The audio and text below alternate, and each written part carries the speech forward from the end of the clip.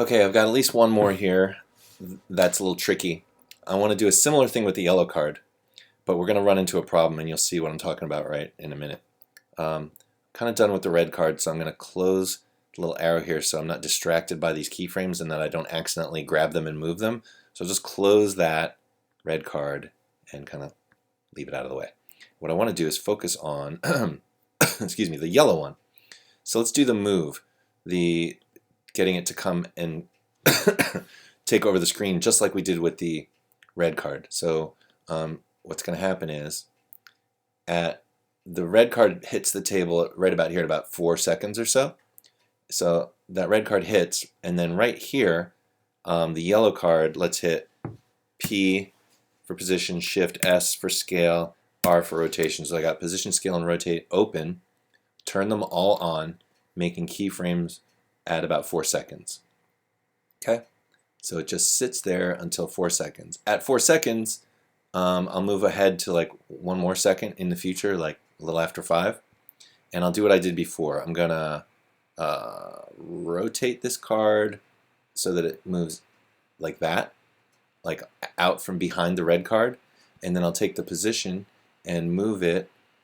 Now what I've got to do with this is I've got to move the yellow card so that the edge of it comes out from behind the red card, right? It has to get out from under the red card so that it can then scale up and get in front of it, right?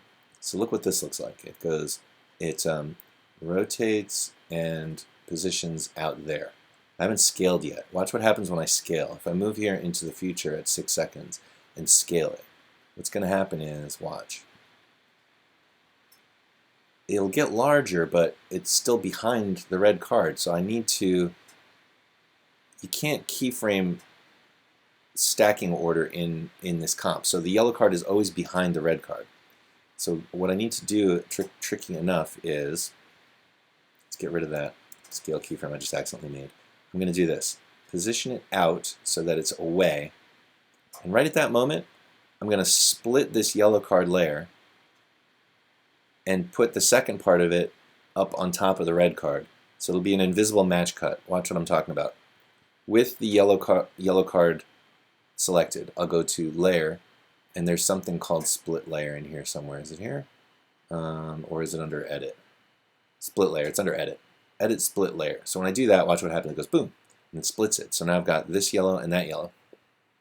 So everything is exactly as it was. It just cut it and broke it into 2 pieces. See that? So what I want to do is take this second piece, this one, put it on top of the red card. And you won't see the cut because the position, all this stuff, the position, scale, and everything matches, right? And if you open this, you'll see it has the same matching keyframes, but it's just invisible right there. The sticker part of it is peeled like that. Okay. So now what I can do is here, I can from this point, I can. What I want to do is right at the split, I want to put a scale keyframe so I don't accidentally have extra scaling going on. And then here in the future, I'm gonna scale it up and rotate it so that it is horizontal and going to take over the screen, and keep scaling it and move the position over here. Let's see what this looks like when I drag it through the timeline. Okay, watch. So the red card comes down. Now the yellow one comes out from behind, and right about there's an invisible match cut where it cuts. Oh, what happened? There's a little jerk. No, there isn't. Let me play it, see how smooth it is. Right, it could be smoother, but you get the picture. Right, so it's doing the thing. Comes all the way up. Now, if I want it to come back down on the tabletop after a second, so it comes up, takes over the screen. 1, 2, 3, play some video. What I'll do is make keyframes here, so head back down, go into the future, and what I could do is take the original keyframes and copy paste them. So copy the first position, paste it, first scale, copy, paste, third rotation, copy, paste. So it goes, here comes the yellow. Yellow goes out, up, down, and it lands on top of the red. Now the red is missing the teeth disappeared because the teeth are this layer right here. Where are they? Can't even see them. Oh, they're in the red card. You can't even see them because they're in the red card. So if you look in red card, see how teeth are really tiny? What I could do is just take that teeth, copy it, paste it. Now I have two of them. Put it here. And if I didn't want this next one, this next layer of teeth to chatter, I could just, on the second teeth, take all these keyframes, get rid of them. That's not what I want to do, sorry. Just turn off time remap. No, that makes it go away. Where's my time remap? Trying to Command Z undo. All right, here's what I need to do. I need to just save one time remap keyframe, grab all these, delete them, just keep one of them, and make it a hold. So take this one time remap and say, where is it? Layer. No, I know what it is. This one is selected. Go to animation, toggle hold keyframe, and that's going to say stay still. Stay still, teeth don't move. That should work. Let's look at tabletop. All right, so the teeth are still there after the yellow card comes down. So card goes up, card comes down. Funny thing is, I think while the card is there, the teeth change. So there's a little bit of magic. I could fix that, but I'm not going to right now. Now, if I wanted to put anything in this card, I would do it on yellow card. So on this yellow card layer, let's just put a word. I'll say, hey now.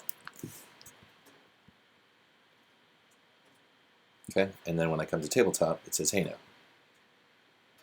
So it's funny enough, it goes upside down. Whoops. I could fix that in here in yellow card by just, how would I do it? Quick way. R, rotate 180, turn it upside down. That should do it, right? Let's see what this looks like. Tabletop. Excuse me. Yeah.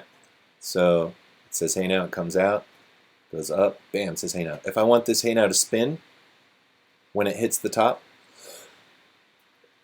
where would I do that? Well, I wouldn't do it here on the tabletop. I'd go into yellow card, and right at this moment, turn on rotation, move a little bit into the future, and say let's spin it 3 times. 3x, 3 rotations. Watch what happens. Tabletop. I'll play it.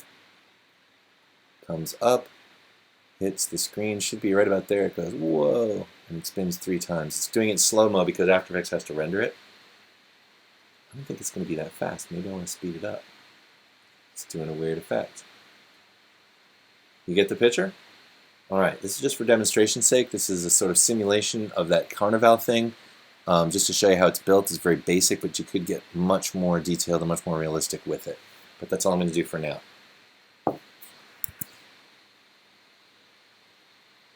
Am I still recording?